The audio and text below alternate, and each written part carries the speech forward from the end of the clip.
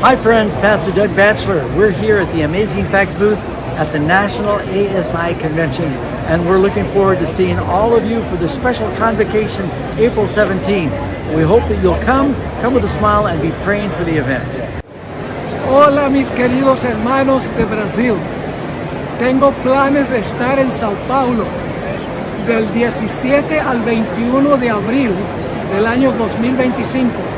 El título del campamento es El Camino Angosto. Ojalá que puedas asistir. Vamos a estudiar la Biblia profundamente y sé que Dios te va a bendecir. Te esperamos allá.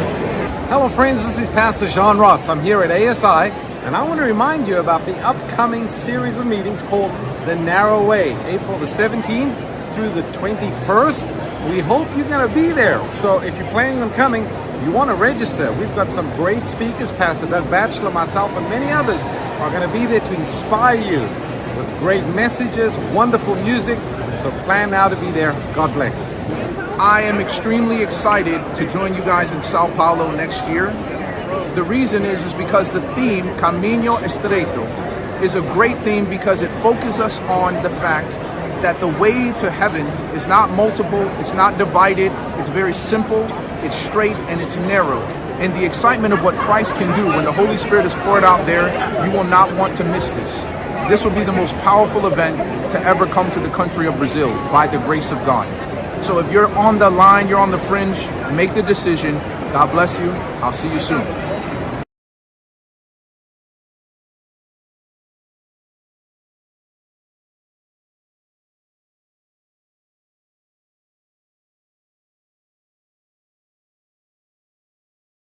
Hello, my Brazilian brothers and sisters. It's Christian Berdal from Shepherd's Call Ministry, and I'm so excited to invite you to Brazil. I'm coming back. There's going to be several of us together, amazing speakers. It's going to be an incredible weekend together. So make sure that you sign up here. Estamos juntos!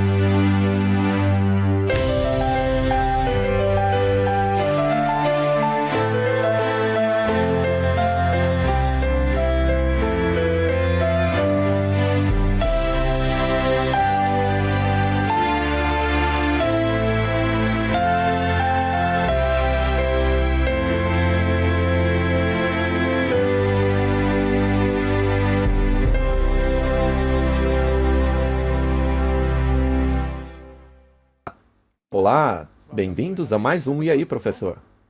Oi, Martin. Olá, Walter. Olá. Você vai bem? Eu vou bem, obrigado. Veja só a imagem que o Henry fez para nós. É uma bela imagem. Eu só gostaria de mover aquele ponteiro um pouquinho mais para meia-noite. Aí ficaria perfeito. Eu concordo completamente com você. Quantos segundos você colocaria? Eu ajustaria o relógio para 11 horas, 59 minutos e 59 segundos. Muito bem, Martin. Parece que a cor mudou em comparação ao último episódio. Está um pouquinho mais sinistro, não é? Agora está azul escuro, está escurecendo. Assim como a realidade deste mundo, Martin. Muito bem, mas ainda não terminamos de falar sobre os jesuítas e suas... Artimanhas. Artimanhas é uma boa palavra, obrigado. Muito bem. Como os jesuítas começaram a apresentar a sua espiritualidade para a grande mídia? Como eles conseguiram fazer isso? Será que a gente pode recapitular o que já falamos aqui rapidamente? No último episódio, nós falamos sobre a espiritualidade de Inácio de Loyola. e como essa espiritualidade se infiltrou nas igrejas protestantes. Muito bem, mas vamos orar antes. Não podemos começar a falar disso sem orar. Especialmente sobre esse assunto. Querido Pai, nós agradecemos por termos a Bíblia, que o Senhor produziu e colocou em nossas mãos, para que possamos discernir o que está havendo no mundo. Ajuda-nos nesta conversa, ilumina nossas mentes e ajuda-nos a discernir as coisas. Em nome de Jesus, amém. Amém. Robert Schuller foi um maçom de 33º grau. Ele construiu esse edifício aí, o Palácio de Cristal. E ele pediu para que o Papa abençoasse essa estrutura, o que já revela muita coisa, né? Ele amava falar sobre o poder do pensamento positivo. O seu mentor foi Norman Vincent Peale, outro maçom de 33º grau.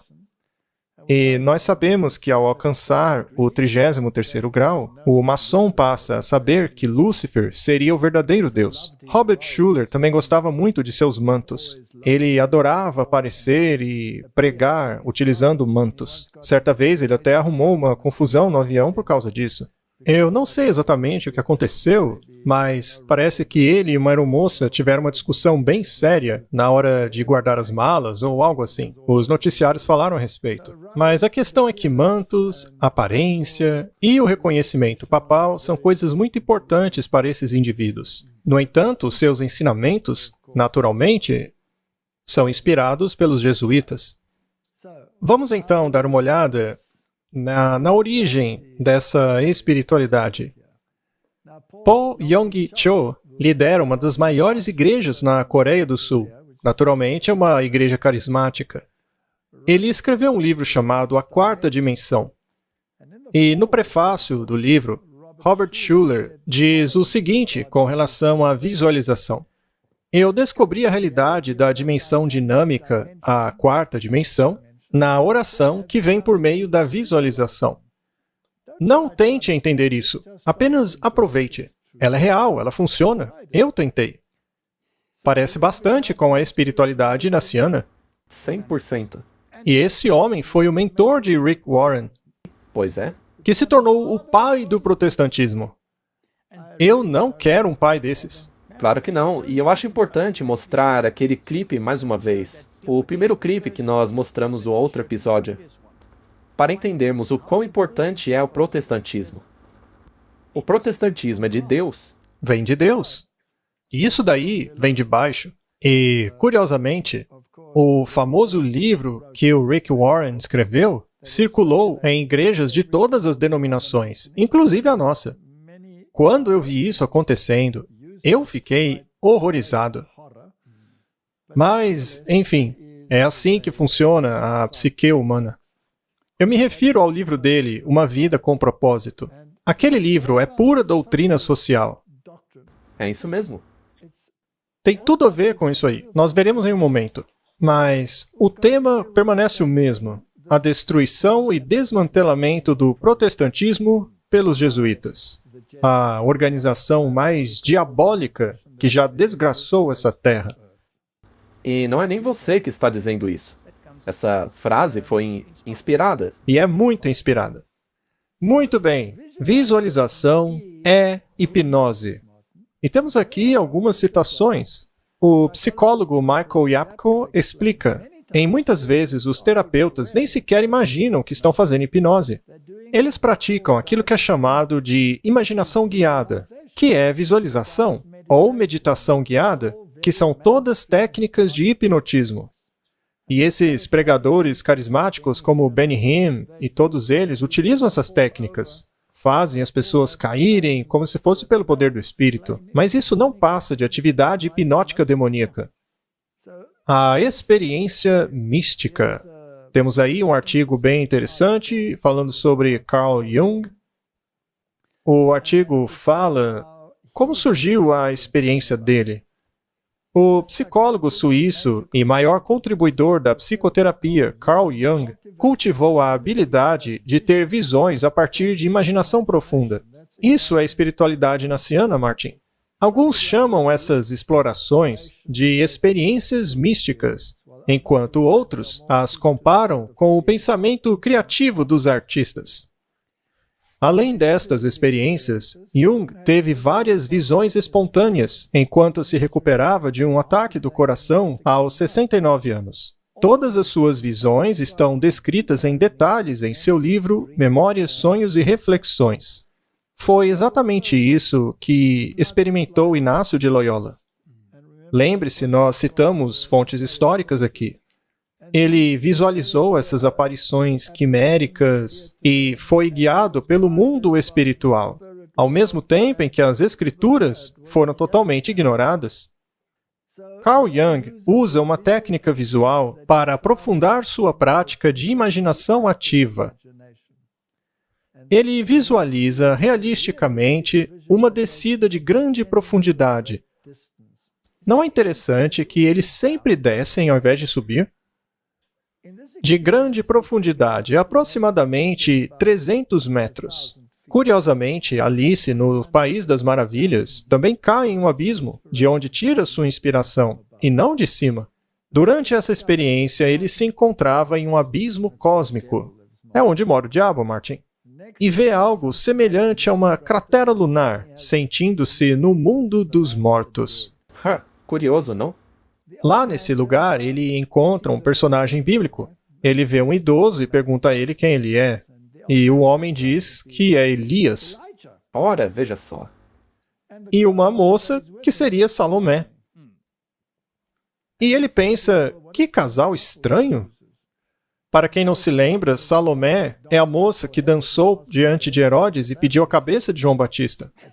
Elias e Salomé é como água e óleo. Simplesmente não dá para misturar os dois, mas na visão eles estão juntos. Elias diz a Carl Jung que ele e Salomé estão juntos para toda a eternidade. Isso é filosofia yin-yang pura. Também havia uma terceira figura, uma grande cobra negra. Isso parece fazer bastante sentido, né, Martin? Jung permanece próximo de Elias, mas mantém distância de Salomé. Parece que Carl Jung gosta mais do espiritismo branco que o espiritismo negro. Martin, tudo isso aí não passa de coisas demoníacas. Até mesmo a Universidade de St. Louis está praticando a paixão inaciana. Isso é fascinante, Martin. Carl Jung e os exercícios espirituais de Inácio de Loyola. Veja só, Martin. Não é interessante? Olha só. Essa é a Universidade de St. Louis, Martin. O apresentador é Anthony Moore. Ele é PhD e assistente especial do presidente. Georgetown University. Olha os jesuítas aí mais uma vez. Eles estão em toda parte. Eles sempre estão envolvidos. Eles sempre estão nos becos escuros, praticando as suas atividades perversas, seja lá quais forem.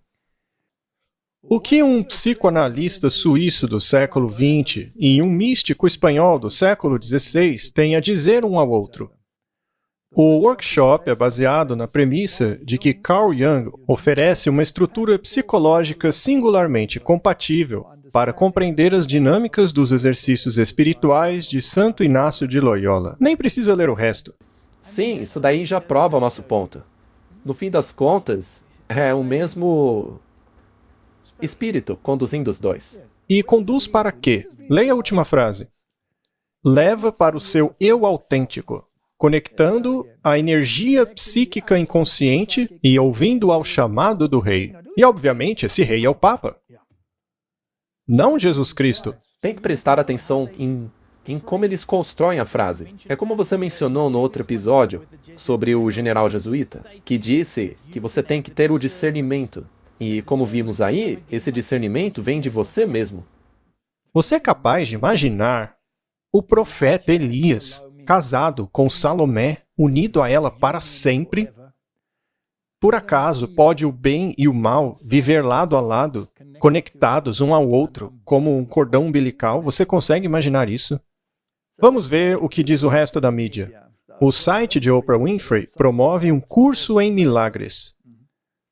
Um curso em milagres, como você sabe, foi escrito por Ellen Schuckman. Ela foi uma psicóloga. Então temos a psicologia de Jung infiltrando dentro do mundo místico. Aí você se torna um alter Cristo. Você se torna Cristo. Tudo que Cristo fez, você pode fazer ainda melhor. Você pode ser melhor que Cristo. Isso é patético.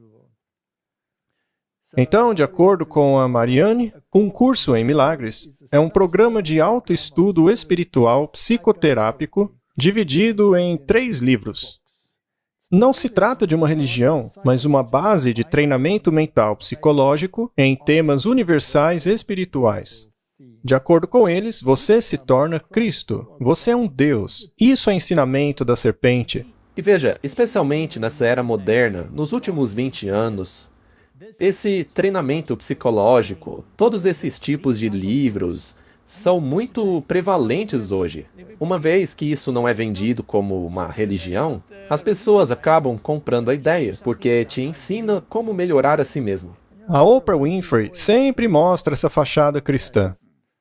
No programa dela, ela convida pessoas de diferentes áreas, incluindo pessoas que conhecem a verdade. Sim. E, com isso, ela pretende fazer uma grande sopa ecumênica para que as pessoas engulam. Vamos ver o que ela tem a dizer. O poder da meditação. Oprah e a coach de vida. Pronto, sempre tem um coach. A coach de vida Sheryl Richardson falam sobre a importância da meditação e explicam como você pode começar a centralizar-se em si mesmo. Tudo para eles vem de você mesmo, mas a Bíblia diz que o coração do homem é desesperadoramente perverso. Não se preocupe se nada milagroso acontecer nos próximos 5 minutos. Contanto que você passe 5 minutos de tempo tranquilo consigo mesmo, apenas voltando sua visão para dentro, que é o que fechar os olhos permite fazer, você terá conseguido.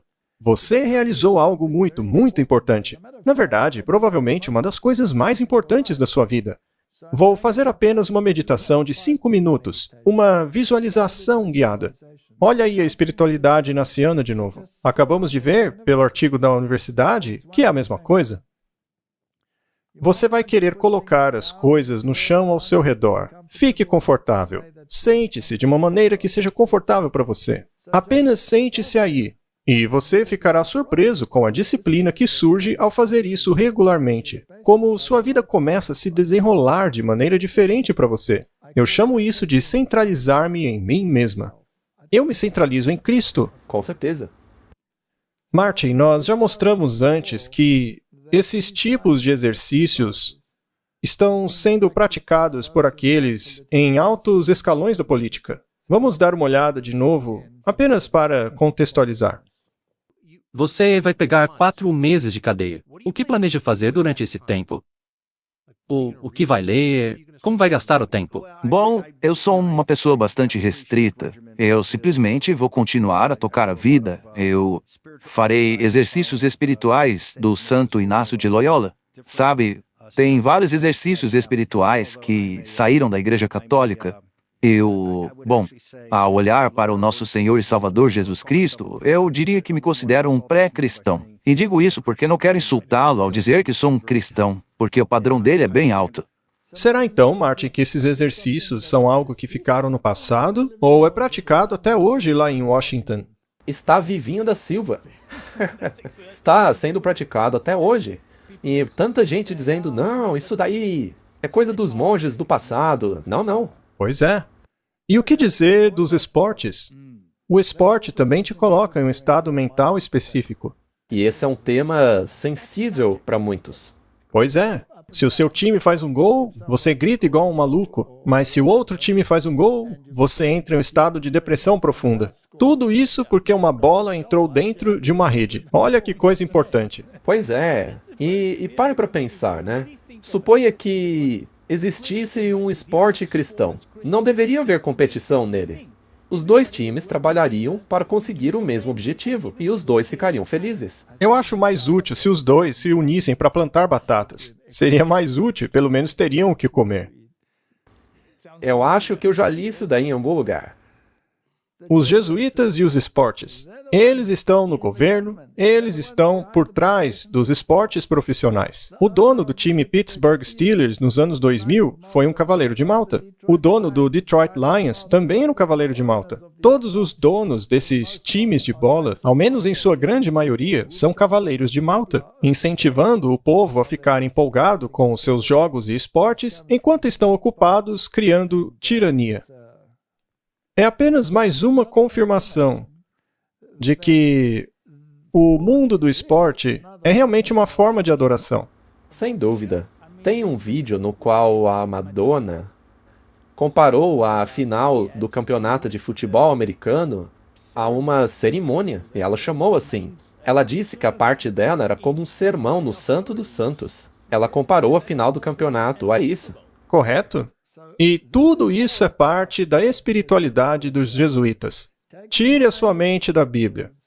Dirija sua atenção aos jogos romanos.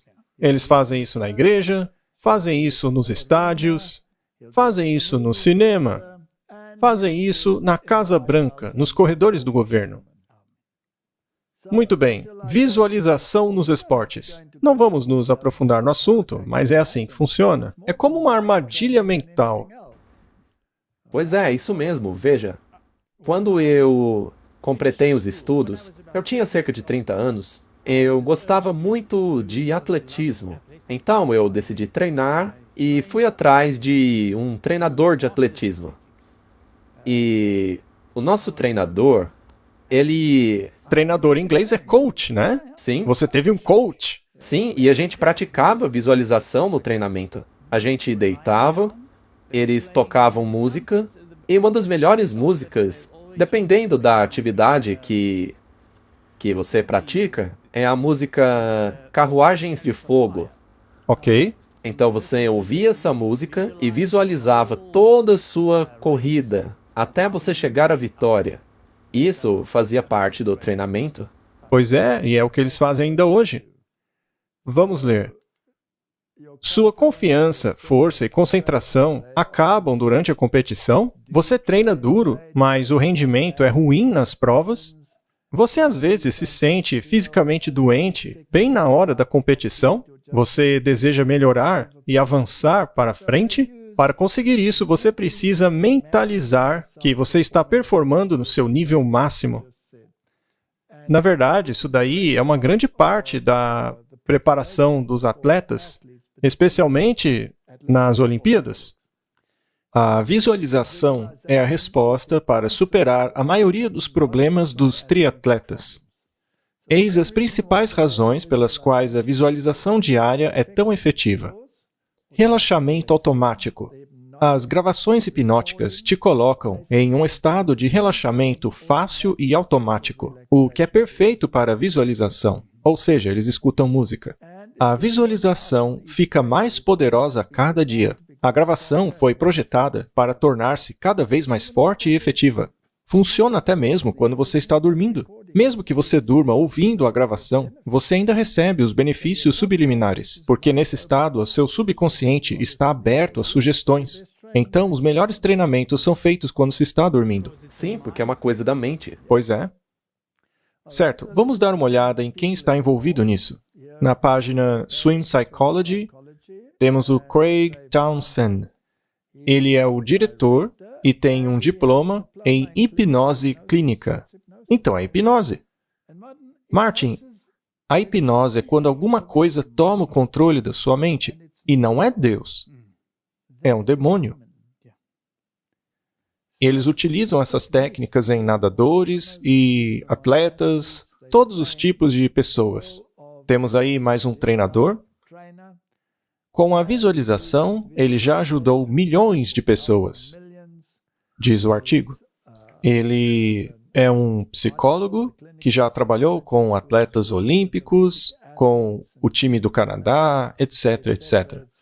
E eles usam todas essas técnicas.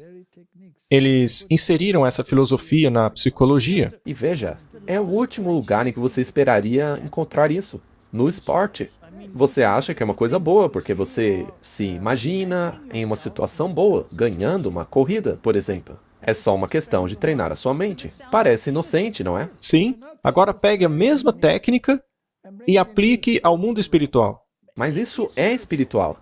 Sim, mas as pessoas não sabem. Agora vamos trazer isso para o mundo espiritual. Não importa se é o hinduísmo, se é budismo, se é católico ou carismático, o princípio é o mesmo. Vamos dar uma olhada no Centro de Pesquisa dos Mestres Ascensos da Nova Era.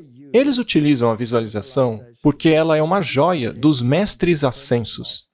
Para quem não sabe, esses Mestres Ascensos são demônios. E eles não são ascensos coisa nenhuma. O lugar deles é nas profundezas do inferno. Muito bem. A verdadeira visualização é o atributo e poder de visão de Deus atuando na mente do homem. Ora, o Deus da Bíblia que não é. Quando alguém visualiza em sua mente um desejo sendo cumprido, ele está usando o meio mais poderoso de trazer esse desejo à experiência visível e tangível. As pessoas fazem isso com finanças. Sim. Dizem para você visualizar que está ganhando um monte de dinheiro. Atingindo o sucesso. E aí esse dinheiro vai para você. Isso é muito, mas muito perigoso. Foi lançado um livro que ficou muito famoso lá na década de 2000. Se chama O Segredo. É sobre esse pensamento positivo. Quanto mais você pensa positivo, mais você atrai o que você quer. Como dinheiro. Dinheiro e todo o sucesso que você quiser. E esse livro fez um sucesso enorme pelo mundo todo. Fizeram até mesmo cursos baseados nele. Isso não passa de filosofia da nova era? Como eu posso dizer, Martin? É uma ideia muito confortadora. Porque, digamos que você tem um problema. E aí você começa a visualizar que esse problema está sendo resolvido dessa ou daquela maneira. E aí você espera que esse tipo de coisa te sustente. Você simplesmente espera que a solução cruze o seu caminho. A vitória, ou o dinheiro, ou uma grande oportunidade. É como uma muleta na qual você se apoia para que você passe pelas dificuldades da vida. Mas o meu Deus cuida das minhas necessidades. Será que precisamos disso, então? Não. E caso alguém já tenha feito isso, e na verdade eu acho que todo mundo já fez, acho que todos já visualizaram-se tendo sucesso e logo em seguida tiveram apenas fracassos na vida, essa ideia não passa de um escape. E outras coisas que funcionam como escape são seriados, filmes, coisas que desligam sua mente. Você só fica ali olhando aquela luz, aquele filme. Isso é um tipo de hipnose. Antigamente, a hipnose era feita dentro de um quarto escuro com uma luz piscante, como um filme. Exato. Pois isso te coloca num estado alterado de consciência. E aí, essas ideias começam a entrar na sua mente, sem resistência. E muitas acabam nem lembrando do que viram.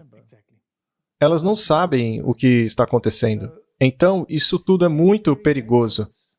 Nós temos que trabalhar ativamente contra essa ideia. O que diz mesmo aquela citação? Temos que guardar as avenidas da mente. Sim. Será então que a verdadeira visualização é um atributo de Deus? Será mesmo? Veja só, o ocultismo sempre utilizou essas três técnicas para mudar e criar a realidade: pensar, falar e visualizar. Quem disse isso foi Dave Hunt, em Oculta Invasão. E é isso mesmo que está acontecendo no mundo. E está sendo encabeçado pelo pensamento jesuíta. E é impressionante pensar que esteja sendo usado até mesmo no mundo do esporte. E não só no esporte, mas também nas denominações cristãs. Sim. Muito bem. Robert Schuller ensina que a igreja tem um problema, que foi centralizar a teologia em Deus por séculos, quando, na verdade, deveria centralizá-la no homem. Isso é autoestima em nova reforma. Foi o próprio Robert Schuller que disse isso. Mas a pergunta é, de onde ele tirou essa ideia? Eis a resposta.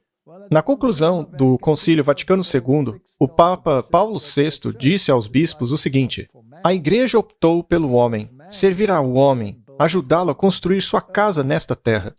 Mas, Martin, não foi Jesus que disse que O meu reino não é deste mundo. Não é deste mundo. O homem, com suas ideias e objetivos, o homem com suas esperanças e temores, com suas dificuldades e sofrimento, essa era a peça central do interesse da igreja, disse o pontífice aos seus bispos. Então, isso é coisa do Vaticano II. Isso acaba removendo todo o desejo de se estar com Jesus e no reino celestial. Essas coisas foram substituídas por justiça social. O Schuller também disse: vocês não conhecem o poder dentro de vocês. Podem fazer do mundo tudo o que quiserem. Sim, vocês podem transformar o mundo no que quiserem. E eu digo mais uma vez, são essas coisas que influenciam o Donald Trump no pensar dele. Exatamente. E isso vem pelos maçons de 33º grau. É como já mostramos aqui. Veja o Norman Vincent Peale. Schuller disse: chegou a hora dos protestantes irem ao pastor, naturalmente falando do Papa. Irem a ele e dizerem: o que precisamos fazer para voltar para casa? Acabar com o protestantismo sempre foi obra dos jesuítas. 100%. Quando Schuller estava planejando a construção da Catedral de Cristal, ele fez uma viagem a Roma para pedir a bênção do Papa em seus planos de construção. E nós já mostramos essa citação aqui. Mas, muito bem, Martin, vamos deixar as coisas bem claras aqui. A verdadeira meditação é sempre baseada na Bíblia. É isso aí. E, claro, tem a falsa meditação, que é baseada em nada. Ou você senta e fica repetindo a mesma palavra por 1 hora. Fica ouvindo a mesma música como um mantra. Salmo 119, verso 148. Fico acordado nas vigílias da noite para meditar na tua palavra. A verdadeira meditação é ler a Bíblia e ponderar sobre ela. Isso é verdadeira meditação. Não é uma experiência. Preciso cheirar, preciso provar, preciso tocar, preciso ouvir o Espírito. Eu não quero ler nada, eu só quero ouvir o Espírito. É aí que a coisa fica séria. Pois é. Quando envolve os sentidos.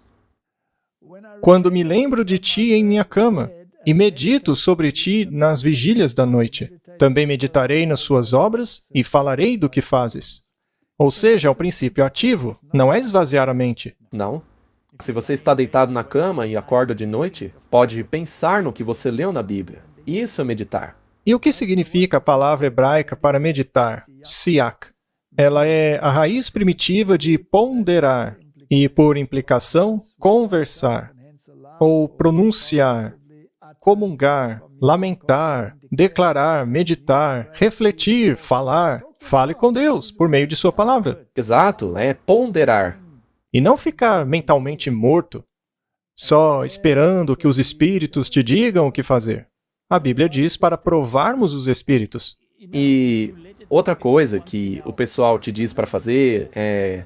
Por exemplo, se você ler na Bíblia uma passagem do Novo Testamento, na qual Jesus está lá falando com os discípulos, dizem para você se imaginar nessa situação, para ouvir o que está acontecendo, o que Jesus quer te dizer, o que os outros querem dizer, você tem que sentir o cheiro, coisas assim. Isso é espiritualidade inaciana. Mas debaixo de uma máscara cristã. Com certeza. 2 Timóteo 3, 1-5. Saiba disto, que nos últimos dias sobrevirão tempos trabalhosos, porque haverá homens amantes de si mesmos, avarentos, presunçosos, soberbos, blasfemos, desobedientes a pais e mães, ingratos e profanos. Já vivemos isso? Claro que sim. Principalmente o amantes de si mesmos. Não é isso que dizem para nós o tempo todo hoje em dia?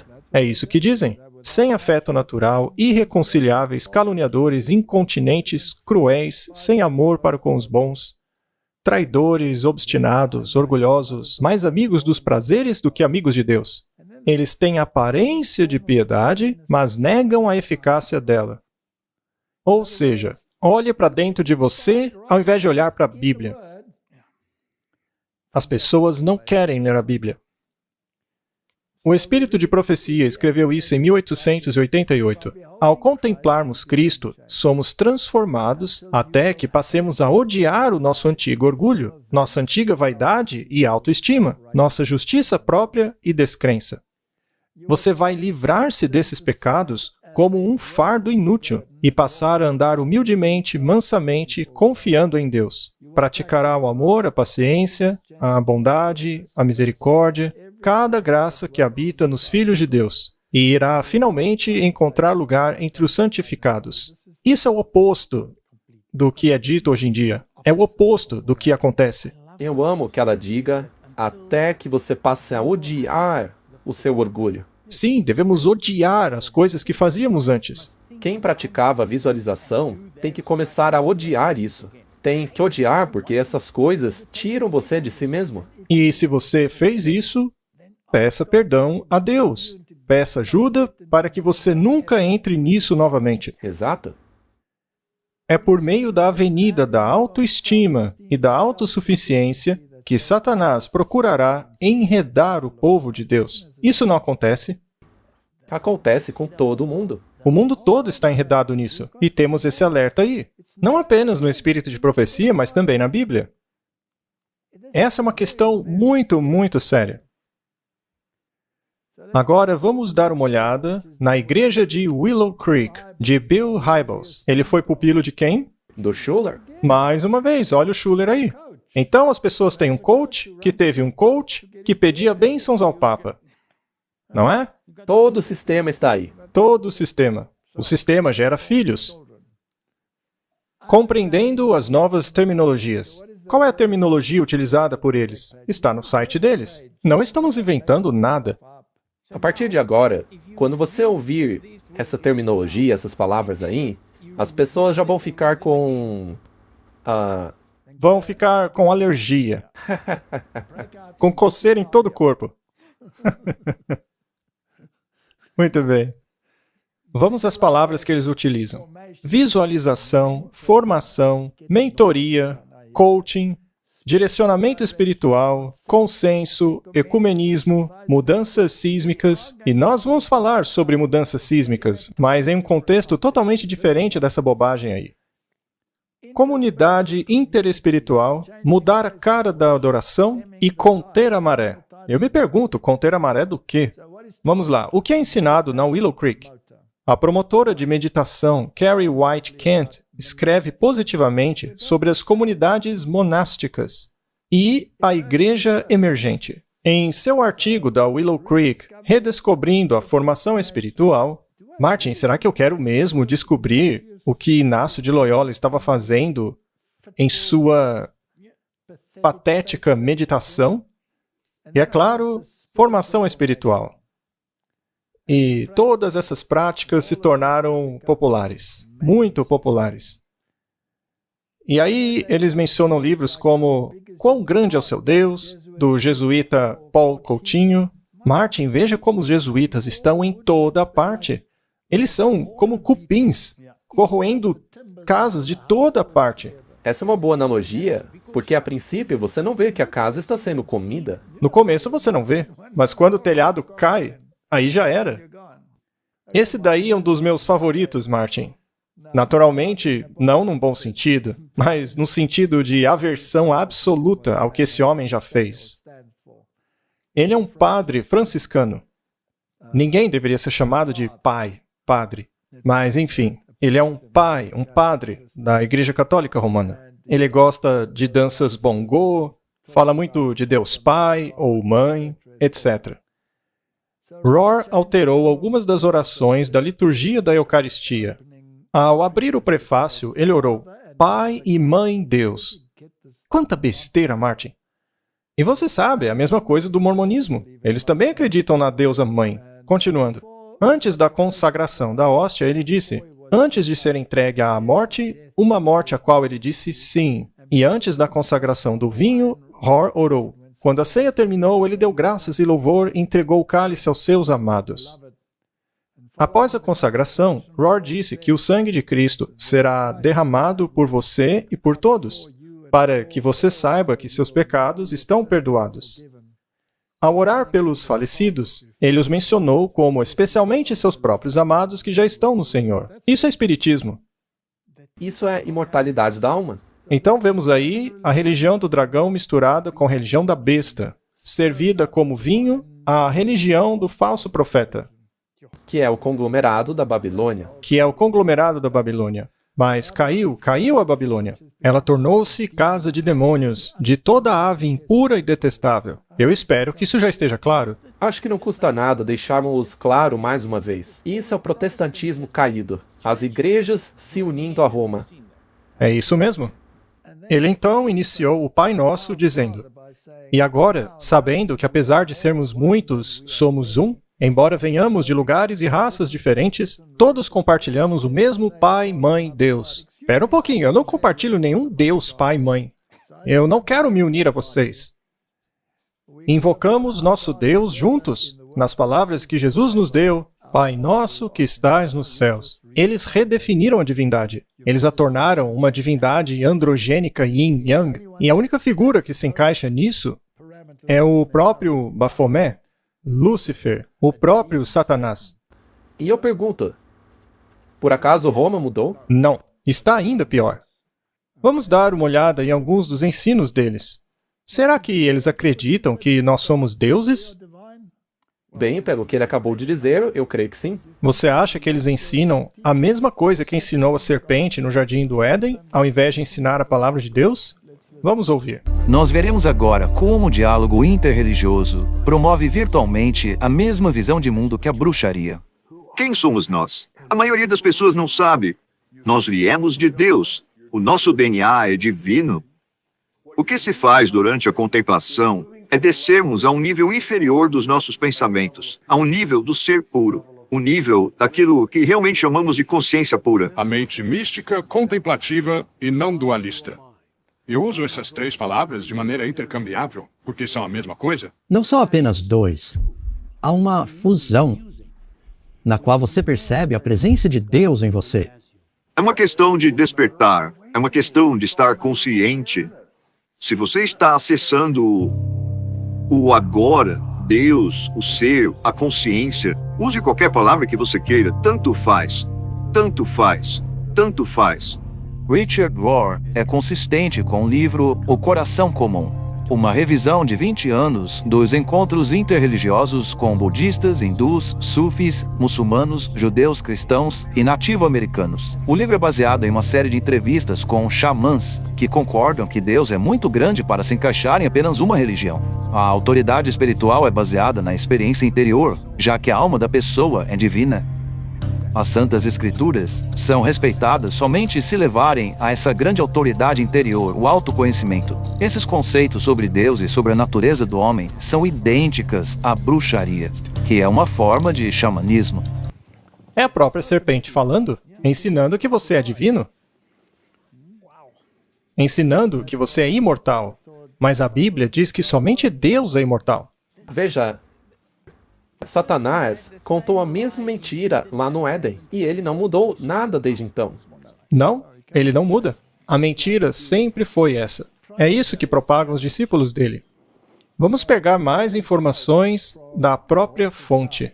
Vamos ler o livro Uma Vida com Propósito. É um livro muito bom, dizem as pessoas. Deus não quer saber do seu passado religioso ou de suas visões doutrinárias. Ora, mas a Bíblia não diz para prestarmos atenção nas doutrinas? Exatamente. No entanto, os homens querem tirar a atenção delas.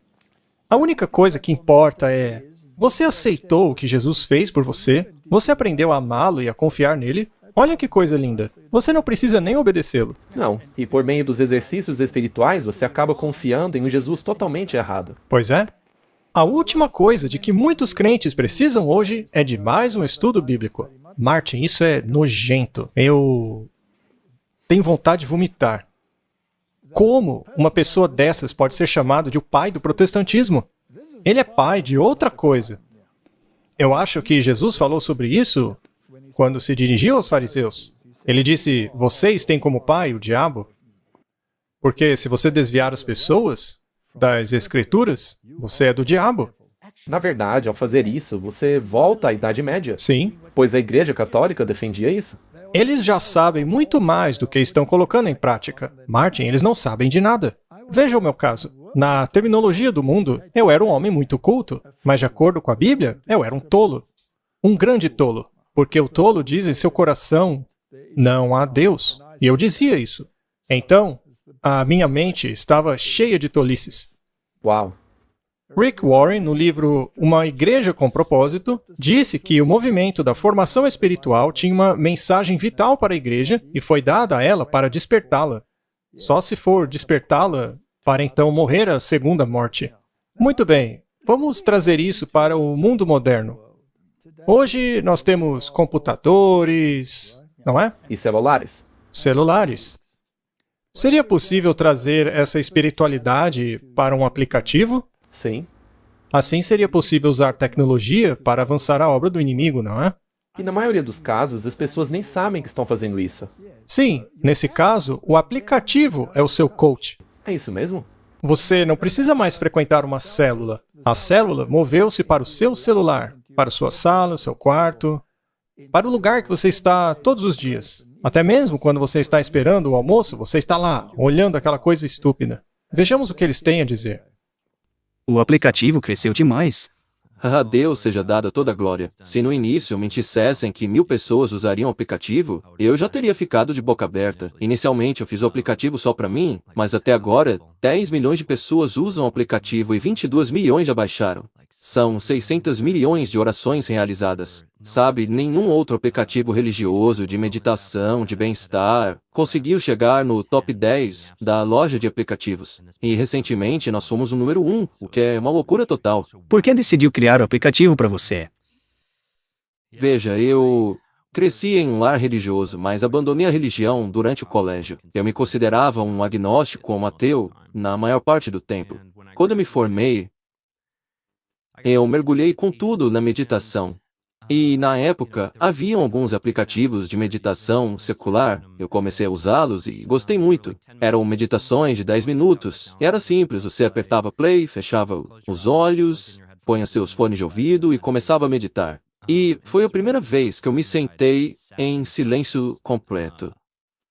E a coisa mais doida que começou a acontecer é que cada vez que eu meditava em silêncio, a minha mente era levada para algo espiritual. Como uma imagem de Jesus, a imagem da cruz, as palavras do Espírito Santo, que era estranho, considerando que eu era um agnóstico. Então comecei a pesquisar e falar com pessoas a respeito de fé de maneira mais séria. Pastores, padres, pessoas que eu conhecia. E eu perguntava se tinha alguma relação, alguma conexão entre a meditação e a fé deles. E todos riam e diziam: ora, a gente já faz isso há 2000 anos. Você já devia saber disso. Nós chamamos de oração. Eu disse: não, não é isso. Eu sei o que é orar. É agradecer a Deus, pedir perdão a Ele, pedir ajuda, esse tipo de coisa. E certa vez um padre me falou que essas eram boas maneiras de se falar com Deus. É muito legal dizer a Deus o que está no seu coração, mas você já tentou ouvir? E eu disse: não. Como assim? Como eu escuto Deus? E foi aí que comecei toda essa coisa de oração meditativa e contemplativa na igreja. Lectio Divina, espiritualidade naciana, oração imaginativa, sentar em silêncio, mantra, coisas que nunca havia ouvido falar antes. Por exemplo, Lectio Divina é uma forma de meditar nas Escrituras. Eu abri a minha Bíblia de maneira aleatória, escolhi uma palavra, e na minha sala de estar, eu tinha aberto em Lucas 11, onde os discípulos pediram a Jesus que os ensinasse a orar. Pai nosso que estás no céu, santificado seja o teu nome. Aí eu peguei a palavra santificado, escolhi essa palavra e comecei a meditar nela. Meditei 10 minutos nela, no conforto da minha mente e da minha casa. E aí eu comecei a chorar. Foi uma profunda sensação de ter paz, mais profunda do que qualquer coisa que eu já tinha experimentado. Isso meio que já resume tudo, Martin. Sim, isso nos mostra que, como você disse, tudo aquilo foi transformado em um aplicativo. E não é triste que essas pessoas tenham sido conduzidas a isso por um outro espírito? E lembre-se que eles dizem Lectio Divino, leitura divina. Você não está lendo o que Deus diz. Pegue uma palavra, por exemplo, santificado. Foi o que ele fez, né? E aí ele teve todas essas visões e coisas que o conduziram. Sem mais, que espírito? Ele disse que é legal falar com Deus, pedir coisas, etc, etc. Mas como saber que você está sendo conduzido? Bem, você tem que abrir a Bíblia, você tem que usá-la. Lectio Divina, leitura divina. Mas pegar uma palavrinha e meditar nela para abrir um caminho, isso é dar a essa palavra um sentido totalmente do que está na Bíblia. Do que a Bíblia chama Jesus? A Bíblia não o chama de a palavra. Tua palavra é lâmpada para os meus pés e luz para o meu caminho. Então, se eu quero meditar naquilo que Deus disse, eu não deveria ler a Bíblia inteira? Sim, toda a palavra de Deus. Mas Inácio de Loyola diz, não faça isso. Apenas pegue uma cena. Exato. A que ele utilizou em seus exercícios espirituais, em seus escritos, foi a cena do casamento em Caná. Então, visualize a cena do casamento. E visualize Jesus transformando a água em vinho. Visualize Maria. Visualize os convidados. Torne-se um deles. Exatamente isso. E aí você usa todos os seus sentidos. Sinta o cheiro da cena, ouça a cena, utilize o toque, utilize todos os sentidos. E aí você medita em alguma coisa. E então, Maria diz a Jesus o que fazer. Neste caso, quem está dando as instruções é Maria. Então, apegue-se a ela. Imagine-se tocando as roupas dela, sentindo a textura do tecido. Sinta o perfume de Maria. Isso, basicamente, te coloca em um estado mental muito instigante. E isso pode acabar muito errado. E isso tudo foi o que Inácio de Loyola fez. Sim. Você tem que incorporar todos os seus sentidos nesta coisa. Você tem que se tornar parte daquela experiência. E então, essa entidade com a qual você está se associando, neste caso a Maria, começa a falar com você. Porque você agora é parte da cena. Agora você está recebendo informação. Recebendo. Mas essa informação pode ser sutil, pode até parecer bíblica, mas acaba tomando um caminho diferente. Loyola também fez uma outra visualização que era sobre o inferno. Ele diz para você vivenciar aquilo. Visualize a dor. Você tem que literalmente sentir a dor do inferno. Você tem que usar os seus sentidos para sentir o cheiro do inferno. Visualizar aquele cheiro de coisas podres. O pior cheiro que você pode imaginar. Aquele que te causa náuseas. Ele diz para você entrar nesse estado. Ele diz para você visualizar não apenas a dor, mas ouvir os gritos daqueles que estão sofrendo ali. Visualizar a si mesmo chorando de dor. Martin, esse negócio é uma coisa horrorosa. Esse negócio de visualização é nojento. Mas se você tomar certos aspectos disso e cristianizá-los e colocá-los na igreja, se colocá-los em um aplicativo, exato, aí todo mundo gosta. Todo mundo passa a beber do vinho de Babilônia. Aí todos passam a ter a sua própria história. Sim, e há atores famosos do mundo envolvidos nisso. Por exemplo, tem aquele seriado, The Chosen. Eles também utilizam a visualização, também utilizam um aplicativo, etc, etc. Vamos dar uma olhada? Com certeza. Para mim, é muito interessante que o ator que faz o papel de Jesus seja um católico romano que fala muito sobre o seu catolicismo romano. Ele tem um aplicativo chamado Hallow e incentiva constantemente que as pessoas entrem nele. Eu sou o seu guia no Hallow, um aplicativo de oração e meditação que o ajudará a encontrar paz. Respire fundo, em nome do Pai, do Filho e do Espírito Santo. Amém. A imagem desse Jesus está sendo gravada na mente do público, e o fato dele ser católico fará com que as pessoas tenham mais simpatia por essa religião. O Papa disse que a maior arma que temos contra o demônio é o rosário. Experimente. Isso, Martin, é uma introdução à contemplação católica. O rosário é uma oração repetitiva. A Bíblia diz claramente que não devemos fazer orações repetitivas. Não seja como os pagãos, disse Jesus. O rosário, naturalmente, é centralizado em Maria, porque você diz 10 Aves Marias, um Pai Nosso, 10 Aves Marias, um Pai Nosso, 10 Aves Marias, um Pai Nosso. Você vai seguindo as bolinhas ali. Curiosamente, os muçulmanos também fazem isso. Eles também têm um tipo de rosário com orações repetitivas. Essas orações são parte da cultura pagã. E naturalmente você tem o credo, etc, etc.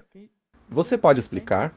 Essas bolinhas do rosário, as contas, Sim, que você vai seguindo uma a uma. para te ajudar a contar. Sim, elas te ajudam a contar. Você fica tocando aquilo e orando, tocando e orando. Aquilo basicamente altera o seu estado de consciência.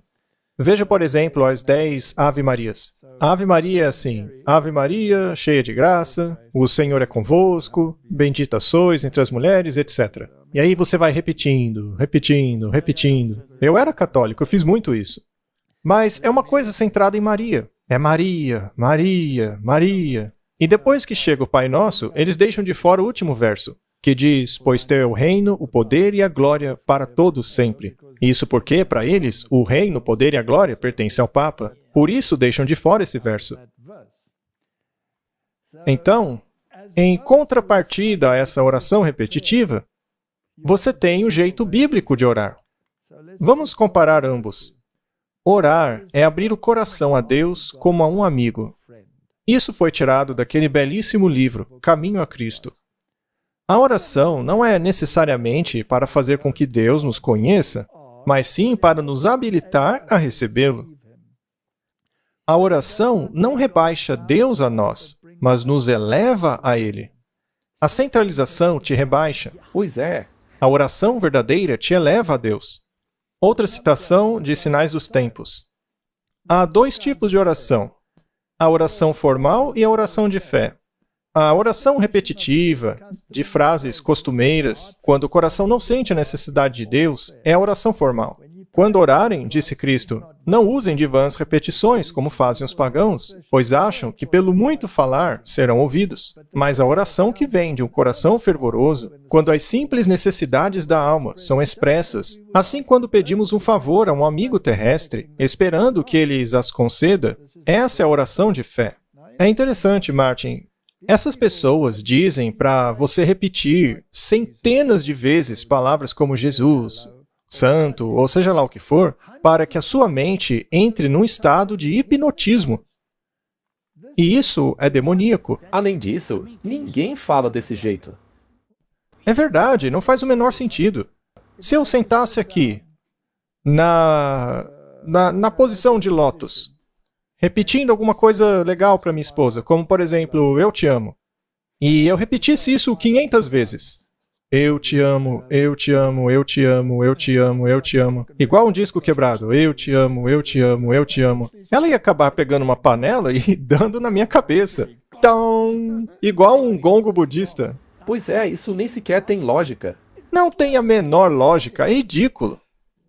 Vejamos agora mais um plano de Rick Warren, que ele chama de o Plano Peace, que seria paz em português. O Plano Peace é um esforço massivo para mobilizar 1 bilhão de cristãos ao redor do mundo em um esforço de evangelização de igreja para igreja. O Plano Peace é uma iniciativa liderada por pequenas equipes de grupos para atacar os gigantes globais dos nossos dias, que são o vazio espiritual, liderança corrupta, pobreza, doenças e analfabetismo. Esses gigantes globais são enfrentados de maneira holística, começando pela comunidade local da igreja, que eles chamam de Jerusalém, e comunidades próximas, que eles chamam de Judéia, áreas regionais, cruzando barreiras culturais, Samaria, e, finalmente, globalmente, para o mundo todo. Rick Warren afirmou repetidamente: foi para isso que Deus me criou. Tudo o que fiz até agora foi simplesmente uma preparação para o Plano Peace. O Plano Peace e os Objetivos das Nações Unidas são exatamente a mesma coisa. São mesmo. E o que esse Peace significa? P é plantar igrejas, E equipar líderes, A ajudar os pobres, C cuidar dos doentes e E educar a próxima geração. E isso por meio da formação espiritual. Tyler de Chardin foi o filósofo jesuíta das Nações Unidas. Ele era um jesuíta. E a Igreja Católica, por certas ocasiões, teve que se distanciar dele, por certas coisas que ele disse. Ele disse certas coisas que eram difíceis para a maioria do cristianismo engolir. Curiosamente, agora que ele morreu, a Igreja Católica defende tudo o que ele disse. Eles sempre estão se adaptando. A gente já leu lá que o Papa disse que, no início do movimento carismático, Ele, não apoiamos isso daí. E depois de um tempo, adotaram completamente. Então, ele, assim como Richard Rohr ou qualquer outro que siga instruções de demônios e ensina o ensino da serpente no Jardim do Éden, aceitam muito bem essa ideia de que somos deuses. Esse homem é um dos mais citados entre os escritores ocultistas e adeptos da nova era. Ele usava termos como gênese de valores, cocriação coletiva, esforço combinado, ponto ômega, gênese cosmológica, que é quando o cosmos se reúne, noogênesis, que é quando as mentes se reúnem. Isso é a fusão da teologia do consenso. E tudo isso soa muito semelhante ao curso alfa. Exato. Grupos de células. Onde você tem um coach que separa um grupo de 12 em volta de um, exatamente como faz a sociedade secreta de Rosa Cruz. Veja só como o diabo é esperto. Porque Jesus também disse que podemos ser um, assim como ele e o Pai são um. Então eles torcem isso totalmente para contrariar a doutrina bíblica. E é interessante que aqueles que estavam prontos para receberem o Espírito Santo nos tempos de Jesus eram 120. Então, isso ajuda a criar uma confusão em torno do número 12. Talvez eles pensem que 120 é 12 mais 0. Então, é 12 de qualquer maneira. Talvez eles pensem assim. Eles querem chegar a essa nova espiritualidade por meio da dialética hegeliana. No multiculturalismo, cada facção retém sua identidade. Ainda assim, se mistura em uma fusão cósmica. Os muçulmanos, judeus, cristãos, negros, brancos, etc., todos acabam se tornando um. Esta é uma citação de Roland H. Bacon, A Luta da Liberdade Religiosa. Qualquer um que se recuse a ser arrebanhado deve ser amputado em prol do bem comum. Esse pensamento foi a base do extermínio dos hereges. Agostinho dizia: o agricultor poda os ramos podres para salvar a árvore, e o médico amputa o membro doente para conservar a vida. Sendo assim, todos os errantes devem ser forçados. E foi isso que fizeram na Idade Média. E muito em breve, quando fizerem essa fusão, aqueles que ficarem de fora, que acreditam apenas na palavra de Deus e não nessas baboseiras, terão que ser amputados. Os fundamentalistas. Sim, e para salvar o mundo e o bem comum. E só para deixar claro, um fundamentalista é aquele que se apega ao que a Bíblia diz.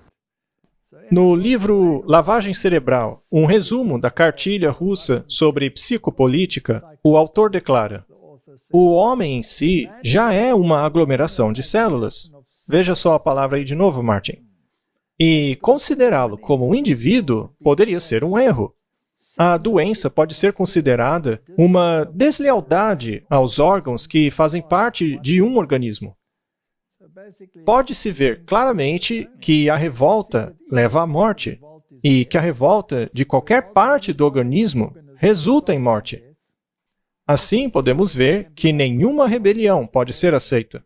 Essa filosofia está tão enraizada no pensamento jesuíta que eles mal podem esperar para usar novamente a guilhotina que eles inventaram. Vejamos agora o que diz outro dos meus adversários favoritos em termos de filosofia, o Matthew Fox. Ele fala sobre a vinda do Cristo cósmico e mostra na capa esse Cristo afeminado, andrógeno. Neste livro, ele diz que tudo é sagrado. A criação é sagrada, as estrelas, as galáxias, as baleias, as árvores, humanos, água, solo, corpos, imagens. Então, nenhuma criatura deveria ousar negar a sua imortalidade. Isso é espiritismo, Martin. Ele conclui que apenas a espécie humana ousa negar a sua divindade. É a única espécie que ousa negar o Cristo cósmico. Martin, isso é pura filosofia da serpente. Portanto, aquela mistura cósmica, andrógena, boa, má, entre Salomé e Elias, é justamente aquela que eles adoram. Eles adoram um demônio. E eles estão esperando a vinda disso? Não do verdadeiro Cristo. Mas eles esperam esse Cristo. Ah, sim, eles esperam a vinda desse Cristo. Eles mal podem esperar para a chegada desse demônio. E isso é perigoso, porque eles falam coisas muito bonitas a respeito da vinda de Cristo. Mas é do Cristo deles. Exato. Mas não é de jeito nenhum o Cristo da Bíblia. Exatamente. Vamos ver o que dizem os documentos católicos romanos sobre este assunto. Mas antes, eu coloquei um pensamento aqui em cima. O cristianismo moderno tem sido moldado pela teologia dos jesuítas e a formação espiritual guiada por Inácio de Loyola. É isso que temos mostrado. E eles fazem isso até a alma ser fragmentada e achar-se dependente e subserviente à igreja ou ao seu supervisor espiritual. Muito bem, vamos ver os documentos do Vaticano II. Ao formar suas consciências, o fiel deve prestar atenção aos certos e sagrados ensinos da igreja. Pois a Igreja Católica é, pela vontade de Cristo, a professora da verdade, ou seja, obedeça à Igreja Católica. Você se lembra da doutrina dos jesuítas? Sim, se você vê que algo é branco, mas o seu supervisor diz que é preto, então é preto. Correto. O Catecismo da Igreja também diz o seguinte: a educação da consciência é indispensável, já que seres humanos são suscetíveis a influências negativas e tentados pelo pecado de darem ouvidos à sua própria consciência, rejeitando assim ensinos autoritativos. Ora, eu rejeito todo o catecismo católico. E aí, o que eles vão fazer, Martin? Vão me amputar? Você será excomungado, Walter. Isto seria uma grande e enorme honra. E eles já fizeram isso. Aliás, eu pedi oficialmente a exclusão da Igreja Católica. E eles me escreveram uma carta. É mesmo? Sim. E eles disseram que não aceitariam, feito dessa forma direta. Mas eles registraram o pedido. Ah, entendi. Sim, está registrado lá. Muito bem. O que é a formação espiritual? A Bíblia não fala sobre formação, mas transformação. Não se conforme a esse mundo, mas sejam transformados pela renovação da sua mente, para que provem a boa, aceitável e perfeita vontade de Deus. Este é o modelo, Martin. Ele é o nosso modelo. A norma, para mim, é Jesus Cristo. É isso aí. E eu não sigo a Jesus Cristo porque alguém me mandou segui-lo. Na verdade, a minha natureza rebelde jamais me permitiria fazê-lo. Eu passei a segui-lo porque, ao ler sobre Jesus Cristo, vi como ele era. E, veja, João era filho do trovão, não é? Mas ele foi transformado por observar o modelo. E eu também desejo ser mudado porque também observo o modelo. Eu amo Jesus Cristo. E você, Martin? Claro, com toda certeza. Não é? Jesus é o único governante que eu conheço que não alega ser um coach. É verdade, hein? É mesmo. Bem, apenas para considerar, eu estava pensando, eu acho que ninguém que ouça falar pela primeira vez dessa infiltração dos jesuítas não reaja com uma certa negação. Sim, porque é um choque para elas. A Bíblia fala sobre Cristo sendo formado dentro de nós, e não a partir de fora. Gálatas 4:19 diz: meus filhinhos, por quem de novo sinto as dores de parto, até que Cristo seja formado em vós. E ele não te força, ele não te obriga. Ele apenas dá exemplos em sua vida das consequências de se seguir outro caminho. E eles não são muito bons. Bom, vamos avançar. Opus Dei e formação. Nós mostramos algumas figuras políticas que estão profundamente envolvidas na Opus Dei dentro da nova administração do Trump. O fundador da Opus Dei, que significa o caminho de Deus, é José Maria Escriva. E ele fala a respeito da formação espiritual. Mas o que ela faz? Segundo ele, os verdadeiros cristãos precisam ser disciplinados e obedientes a um diretor espiritual. Ou seja, abandone sua individualidade, o seu próprio pensamento. Apenas obedeça às instruções de algum palhaço que se acha ser o seu diretor espiritual, que foi treinado por uma pessoa, que foi treinado por outra pessoa, que foi treinado por um jesuíta. É isso mesmo. É assim que funciona. Mais um. Ele já faleceu. É o Richard Foster. Ele fala sobre os psicólogos cristãos. Ele é fundador de uma organização chamada Renovare. E, mais uma vez, ele fala sobre meditação, tradição contemplativa, místicos, budismos, psicoterapia, etc. Certa vez eu estava falando com um pastor que ocupa uma alta posição em nossa própria igreja. E ele me disse que esse indivíduo, Richard Foster, é tão inspirado quanto os nossos livros do Espírito de Profecia. Veja só você, Martin. Uau! Ouvir isso me fez doer o fundo da alma. Foi aí que percebi como esta ideologia toda se infiltrou tão profundamente em nossa sociedade. Em nossa própria igreja. E eu pensei, o que vou dizer a esse homem? Bem, eu disse que concordava com ele. Pois a inspiração de um é o céu, e a do outro, o inferno. Obviamente, ele não ficou feliz comigo. Lamentável. Muito bem, mas o que esse homem diz? Ele fala sobre oração contemplativa, oração centralizadora, que te leva a perceber a sua própria divindade, santidade e a vida virtuosa, carismático, justiça social, encarnacional, a vida sacramental, ou seja, faça rituais, ande de certas maneiras, faça certas coisas. É um labirinto de besteiras. Tudo baseado em obras. E, finalmente, uma vida centralizada na palavra. Mas o que ele quer dizer por isso é você pegar uma palavra e contemplar nela. Sim, e não a palavra de Deus como um todo. Não, claro que não. O que ele diz? Vamos ver. Ele diz assim, conforme você entra na história, não como um observador passivo, mas como participante ativo. Veja a visualização aqui de novo. Tudo gira em torno disso. E é exatamente o que eles fazem. Isso aí é a teologia inaciana pura. É puro jesuitismo. Lembre-se de que, uma vez que Jesus viveu o eterno agora, e ele não é preso pelo tempo, esse evento do passado é uma experiência presente para ele. Portanto, você pode encontrar-se com o Cristo vivo nesse evento. Ouvir a voz dele e ser tocado pelo seu poder curador. Pode ser mais do que um simples exercício da imaginação. Pode ser uma confrontação genuína. Jesus irá literalmente até você.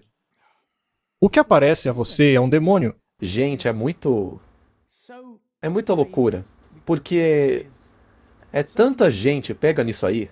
Pessoas que são cristãs sinceras. Sim, e é muito perigoso. Vejamos algumas citações de algumas dessas pessoas que seguem a linha de pensamento dele. Esse DVD se chama Aquieta-te. Veja só algumas citações. Uma das grandes coisas que o silêncio faz é nos dar um novo conceito de Deus. Martin, a Bíblia te dá um conceito de Deus. Exato. A Bíblia fala. É claro, não se pode ter um conceito de Deus diferente do da Bíblia. A maravilha da oração contemplativa é que ela pode ser achada em toda parte, em qualquer lugar, em qualquer hora, para qualquer um. Nos tornamos um santuário portátil, de forma que vivemos a nossa vida, seja lá onde for, conscientes da bondade de Deus e da presença de Deus. Ó Mestre Divino, ensina-me essa linguagem muda que diz tanto. Não diz nada. Sim, é tudo encucado, tudo inventado. Sim, é como o budismo. O estado final, o nirvana, o estado do nada. Sabe, eu sempre me perguntei como o diabo conseguiu convencer as pessoas de que isso é algo bom. Afinal, a punição para o pecado é o nada. É o estado de nada. E ele conseguiu criar uma religião na qual o maior objetivo a ser atingido é justamente o estado de nada. Isso é impressionante. Jesus, por outro lado, veio para nos dar vida em abundância e não um vazio completo. Não, é completamente o oposto. Exatamente o oposto da Bíblia. Você pode até mesmo fazer algumas danças sagradas, como esses giros. Se você é um muçulmano, ali da religião sufi, ou mesmo se você for um cristão, vamos dançar. Dança sagrada. Então veja só, estado de vazio, oração contemplativa sagrada, na qual você é Deus, estado de não pensar em nada. Veja só, A Guilda da Dança Sagrada promove a dança sagrada como oração, como uma ferramenta para o crescimento espiritual, conexão com o divino e integração da mente, corpo e espírito.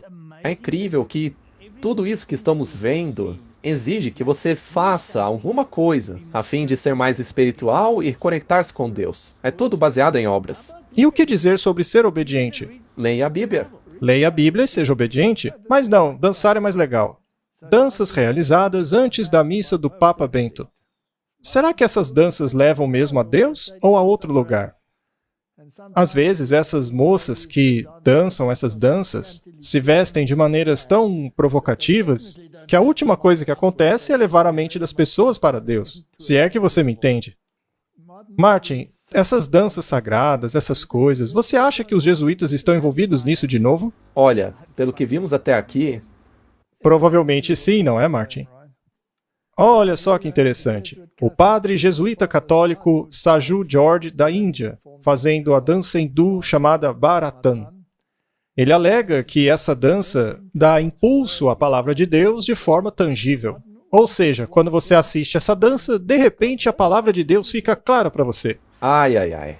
Olha, quando eu vejo essas coisas, eu vejo filmes.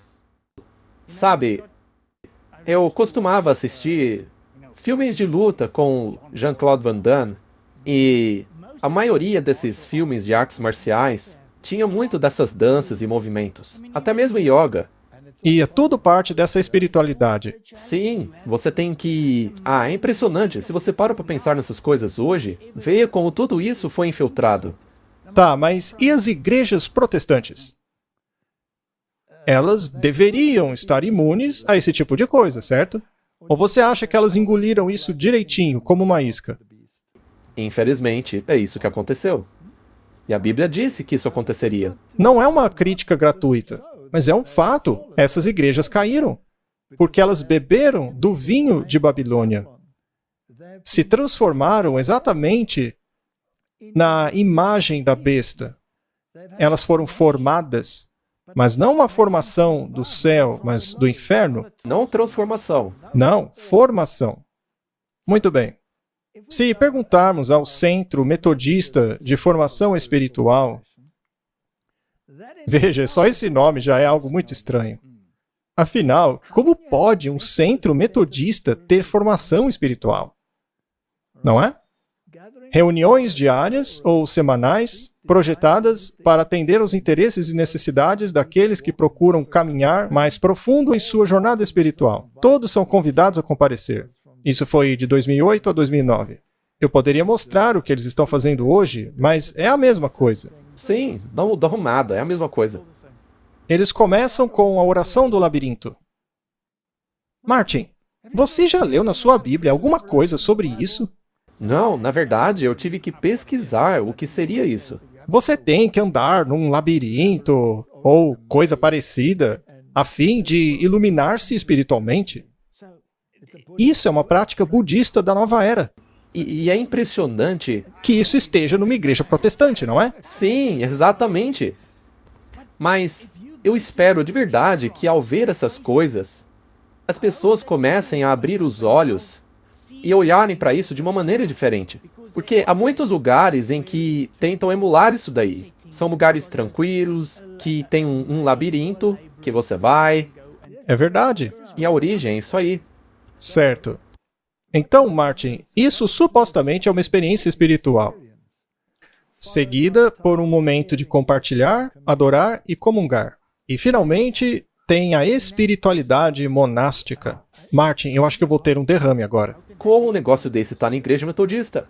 Martinho Lutero dizia para as pessoas saírem do sistema monástico, porque era do diabo. Esse sistema força as pessoas ao celibato. O próprio Paulo disse que o anticristo que se assenta na igreja, na igreja de Deus, pretendendo ser Deus, ensinaria as pessoas, ou seja, monges e freiras, a não se casarem. Então, uma das características da Igreja Católica é justamente uma característica, de acordo com Paulo, que caracterizaria o anticristo. E aí está uma igreja protestante trazendo isso para dentro dela. O protestantismo baniu isso no passado. Não foi Wesley que formou os metodistas? Sim. O que você acha que ele diria hoje? Ele está morto, Martin, mas se não estivesse, acho que ele pediria para morrer, Martin. Pois é. O monasticismo e a espiritualidade sempre foram dois lados da mesma moeda. O quê? Na verdade, sempre foram coisas opostas. Nas últimas décadas, muitas comunidades monásticas surgiram conforme as pessoas se cansaram da religião formal e passaram a buscar uma comunhão mais próxima com Deus. Martin, esse reavivamento do monasticismo é encontrado nessas células. Isso é uma célula. E foi assim que se infiltrou nas igrejas protestantes. O que mais eles fazem? Eles te levam à imaginação ativa, ou seja, espiritualidade inaciana. Toda hora os jesuítas, Martin. É verdade? Veja aquelas mãos erguidas, lá na praça de São Pedro. Estão todos muito felizes, seguindo e maravilhados após a besta. Escrevendo por meio da imaginação ativa. Martin, isso é inacreditável. Você já teve vontade de escrever, mas sempre se depara com uma folha de papel em branco? Você é uma pessoa que ama escrever e gostaria de desenvolver novas técnicas para ampliar a sua prática em escrita? Esse workshop de um dia introduzirá os participantes a maneiras de escrever utilizando a visualização guiada, entrando nas histórias bíblicas, dialogando com pessoas, lugares, eventos, ou seja, puro Inácio de Loyola. E isso tudo é muito perigoso. E é interessante que eles envolvam bem-estar e saúde. Aliás, o diabo também tem um braço da saúde no Evangelho. O movimento da nova era tem uma mensagem de saúde. E sabe de uma coisa? Muitas das coisas dessa mensagem estão alinhadas com a verdade. Por exemplo, uma dieta vegetariana. Mas isso é apresentado de uma forma tão exótica e bizarra que qualquer pessoa que tem um cérebro e ainda o utiliza acaba não querendo ter nada a ver com aquilo. E acabam rejeitando. Mas será que é só os metodistas? Vamos ver na página dos presbiterianos. A formação espiritual é a ação do Espírito Santo que molda as nossas vidas de acordo com a semelhança em Jesus Cristo. Não. É na semelhança do seu mentor. E esses mentores aí sempre estão, no fim das contas, sempre estão alinhados com a visão do Papa. Continuando. Essa semelhança está em profunda intimidade com Deus e é de genuína compaixão por toda a criação. O Espírito trabalha não apenas na vida dos indivíduos, mas também na igreja, moldando o corpo de Cristo, ou seja, essa experiência coletiva. Nós cooperamos com essa obra do Espírito Santo por meio de certas práticas. Você sempre tem que fazer alguma coisa. É a religião baseada em obras. Exato. Práticas que nos tornam mais abertos ao toque do Espírito. Ora, por que não simplesmente leem a Bíblia? Pois é como aquilo que a gente acabou de ler. O negócio lá da escrita. É um tipo de diário da oração. Eles ensinam 7 novas maneiras de orar. Mas você não precisa disso. Jesus nos ensinou a orar. Apenas ore como falando a um amigo. Você não precisa de oração ritualística. Se você se deparar com um livro chamado Uma Nova Maneira de Orar, jogue no lixo e ponha fogo. Muito bem. Aí eles mencionam justiça social, compaixão, justiça, adoração, discernimento, hospitalidade, amizade espiritual e silêncio contemplativo. Como pode ter tanta besteira junta? Sim, especialmente se tratando de uma igreja protestante. Muito bem, vamos dar uma olhada em como a nova era está fazendo coisas. E é tudo interligado. Seja cristianismo, nova era, ocultismo. Muito bem. Aí temos a Companhia do Círculo Sagrado. Veja só que eles usam tal da besteira do labirinto, das velhinhas, orações de rosários, todo aquele tipo de coisas. Eles dizem que é uma empolgante e inovadora parceria que oferece materiais essenciais, guia e informação para nutrir a sua integridade espiritual. Mais uma vez, labirinto, pequenos grupos, células, meditação, tudo o que já vimos até aqui. Essas coisas infiltraram completamente o cristianismo. Nós temos, inclusive, uma igreja da nova era. Eles dizem que a igreja da nova era é assim que deveria ser. Mas, na verdade, é a doutrina da serpente. Veja só os elementos aqui. Quietude, silêncio, solitude, simplicidade, desprendimento, discernimento. Sempre aparece, né? Sim. Mas nós já falamos o contexto que eles aplicam disso. Devoção, prazer, humildade, cura, santidade, celestialidade. Mas como atingir essas coisas? Esvaziando sua cabeça. Não é? E após apresentar todas essas coisas, eles te convidam a dizer sim para tudo isso. Martin, será que podemos entender agora por que a Igreja Católica, o budismo, o hinduísmo, tudo pertence ao mesmo saco? Sim. É por isso que a maioria das igrejas faz isso. Agora você pode abraçar qualquer religião. Dá para abraçar qualquer religião, porque hoje a norma é a experiência e nada mais. O Papa, em uma Singapura multirreligiosa, diz: todas as religiões levam a Deus, mas Jesus disse ser o único caminho para Deus. E veja só, é mais uma prova de que Roma não mudou. Isso aí é setembro de 2024. Muito bem. Então, Martin, o budismo aceita Jesus Cristo? Não. Como professor, aceita, não é? Sim. Mas a única divindade na qual eles acreditam é a divindade panteística. Sim, para a nova era, ele é apenas um mestre ascenso. Pois é, ele é um mestre ascenso, que, de acordo com as pinturas deles, se parece com Jesus, mas não é o Jesus da Bíblia. Os demônios se manifestam como sendo mestres ascensos, ou outros cristos. Mas, muito bem, o que o Papa tem a dizer? Vamos lá. Todos os caminhos levam a Deus. Ora, isso é negar a Cristo logo de cara. Em uma frase que, mais uma vez, gerará reação nos setores mais tradicionais da Igreja Católica, ele concluiu a sua visita de 3 dias a Singapura, dizendo que todas as religiões são um caminho para Deus. É como se fossem línguas diferentes para se chegar a Deus. Mas Deus é Deus para todos, disse o Papa, que deixou de lado o seu texto preparado e falou abertamente o que bem quis. Uma vez que Deus é o Deus de todos, somos todos filhos de Deus. Sim, somos todos filhos de Deus por criação. Mas devemos ser filhos de Deus por escolha. Não é mesmo? Isso é muito verdade. Escolham hoje a quem servirão. Vocês podem seguir a Baal ou a Cristo. A escolha é inteiramente sua. Temos aí um artigo de 25 de setembro. Foi publicado por um jornal jesuíta.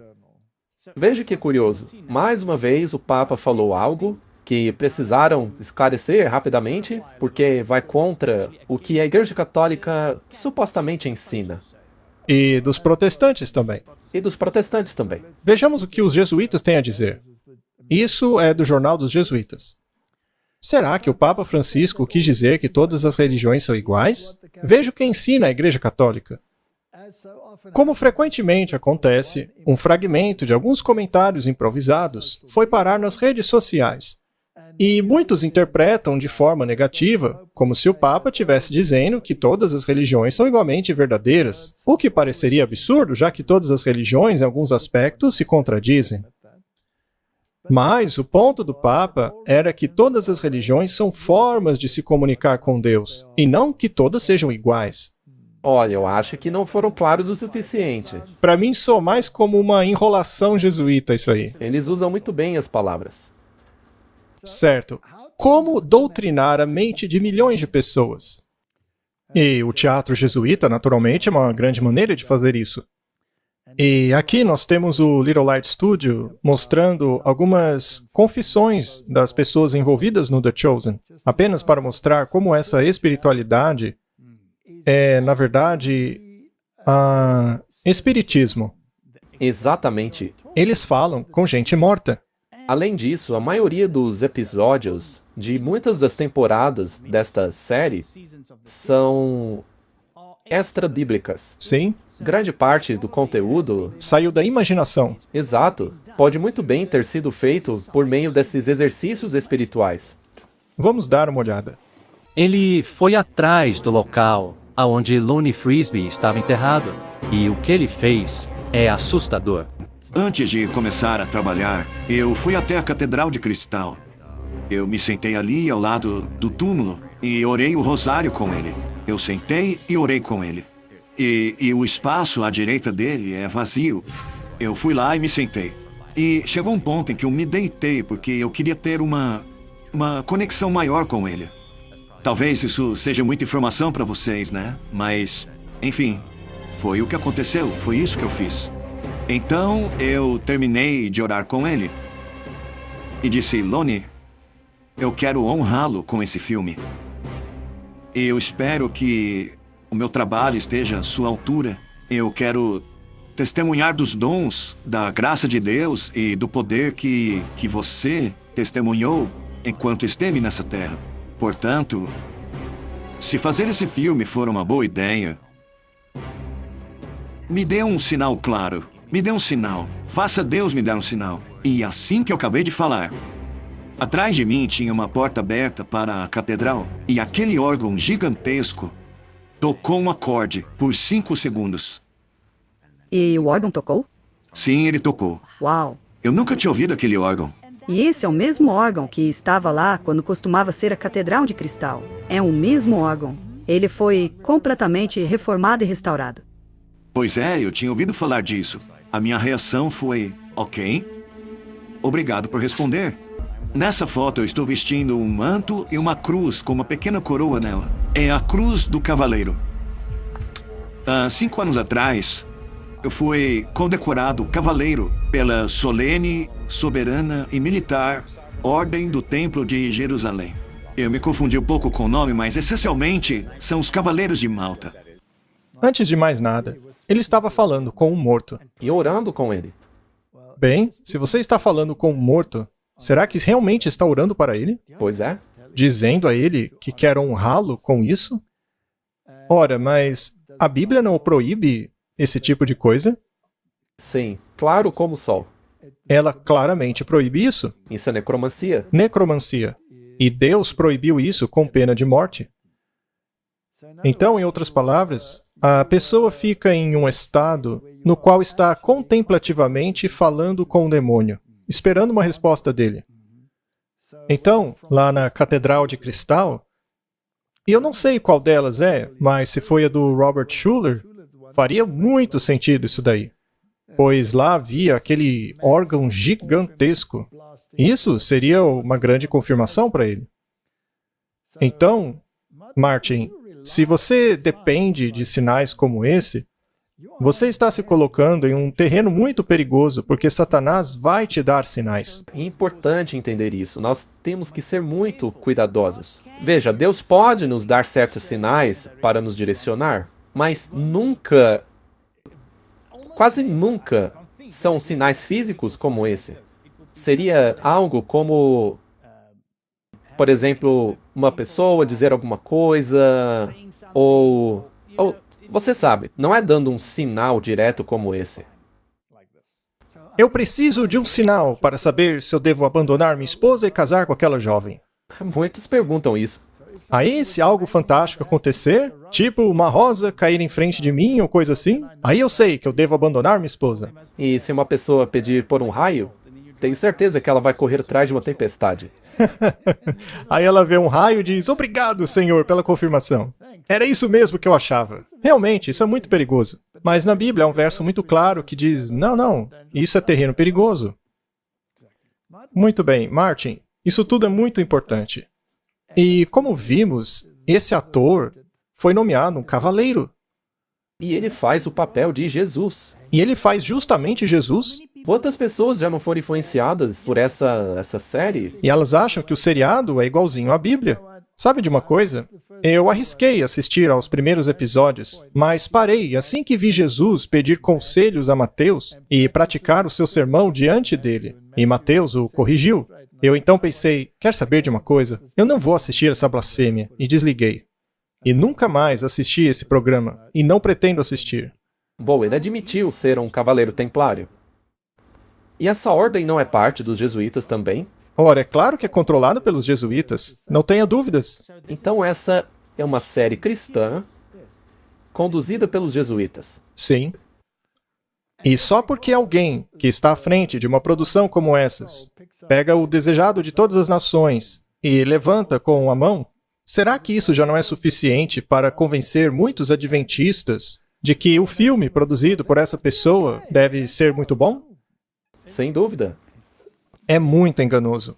Vamos ver outro clipe. É um seriado sobre Jesus, no qual 95% do conteúdo não é da Bíblia. A maioria do conteúdo desse seriado não é das Escrituras. Sim, sou horrível, mas é verdade. Se você assistir o primeiro episódio da primeira temporada, quase nada ali vem das Escrituras. Já o segundo episódio da segunda temporada, nada é das Escrituras. Episódio 3 e 4, nada é da Bíblia.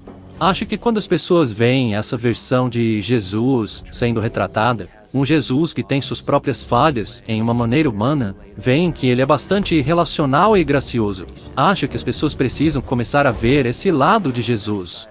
Porque muitos de nós têm engolido uma versão de Jesus que se preocupa apenas com o nosso comportamento. E cada episódio dessa série refuta isso daí. Nada é baseado nas Escrituras. E os Mormons estão envolvidos no programa. E ele tinha falhas. E ao vermos suas falhas, podemos nos identificar com ele. Peraí, eu achei que Jesus não tivesse pecado. Achei que a Bíblia dissesse que ele foi o único homem sem pecar. Eles rebaixam Jesus ao nosso nível, ao invés de nos elevar a ele. Correto? Isso não é triste. Os jesuítas e a Contra-Reforma é um assunto muito, muito sério. E todas essas denominações caíram. Todas caíram. Tornaram-se casa de demônios. E por praticarem essas coisas, estão adorando o demônio. São casas de demônios. Gostem disso ou não. Eu sei que parece duro, mas é a verdade. Apocalipse 7:3. Não danifiqueis a terra, nem o mar, nem as árvores, até que hajamos selado nas suas testas os servos do nosso Deus. Eu quero saber como ser selado, porque nós estamos vivendo nesse tempo do selamento. Guarde o mandamento com cuidado e sele a lei entre os meus discípulos. Martin, esse é o bom caminho. Prove os espíritos com a lei e o testemunho. Se não falarem de acordo com esta palavra, é porque não há nada de bom neles. À lei e ao testemunho. Se não falarem de acordo com esta palavra, é porque não há luz neles. E se não há luz neles, só há trevas neles. São do diabo. Uau, essa é uma analogia realmente muito boa. Na verdade, eu não inventei isso. É a Bíblia que me diz isso, né? 95% do que eles ensinam não está na Bíblia. Então não há luz neles. E se eu quero ser selado, eu devo viver de acordo com a lei e com o testemunho. A Bíblia é o meu guia. Tão logo o povo de Deus seja selado em suas testas, ou seja, em sua capacidade cognitiva, não é nenhum selo ou marca visível, mas um assentamento na verdade. A palavra de Deus é verdade. Tanto intelectual quanto espiritual, para que não possam ser movidos. Para Deus, não importa quantas formações eu tenho. Deus não se importa quantos coaches me disseram para fazer o quê. Eu não devo obedecê-los. Eu devo me manter firme na palavra de Deus. Eu fico muito feliz que ela tenha posto a palavra intelectualmente ali. Sim. Já que isso não é compatível com a formação espiritual. Não, pelo contrário. O que eles ensinam é esvaziar a mente como um cadáver. Assim que o povo de Deus for selado e preparado para a sacudidura, ela virá. E a sacudidura será baseada na palavra de Deus. E, de fato, ela já começou. Os juízos de Deus estão agora sobre a terra para nos alertar, para que possamos saber o que está por vir. Os dias estão se aproximando rapidamente, quando haverá grande perplexidade e confusão. Satanás, vestido como anjo, enganará, se possível, até mesmo os eleitos. Haverá muitos deuses e muitos senhores. Cada vento de doutrina estará soprando. Olha, para mim, isso aí já começou a acontecer. Já começou, com certeza. Vamos concluir com Isaías 64, verso 8. E Jeremias também. Ainda assim, Senhor, Tu és o nosso Pai. Nós somos o barro e Tu o oleiro. Somos todos obra da Tua mão. Jeremias 18, 6 diz: Será que não posso fazer com vocês como este oleiro? Diz o Senhor. Eis que assim como o barro está na mão do oleiro, assim vocês estão em minha mão, ó casa de Israel. A humanidade não gosta de ser moldada. Deus deseja nos moldar, mas Ele não quer nos forçar. Ele deseja que estudemos Sua palavra, e não que meditemos com o cérebro vazio, balbuciando ou andando em labirintos, achando que somos deuses. Isso é tudo bobagem. Não, o que Ele quer é que estudemos a palavra de Deus para incorporar esses ensinos e tomarmos uma decisão. Você não quer viver em harmonia com isso? É uma escolha? É uma escolha. Vamos orar. Querido Pai, eles já infiltraram-se nas mentes dos homens e levaram a humanidade a um grande labirinto. Nós, por outro lado, temos a segura palavra da Tua profecia, que possamos prestar atenção nela, que provemos tudo com a lei e o testemunho. Se não falarem de acordo com essa palavra, é porque não há luz neles. Ajuda-os a entenderem isso, para se separarem de Babilônia, para saírem dela, para não sofrerem com as pragas. Em nome de Jesus, amém. Amém.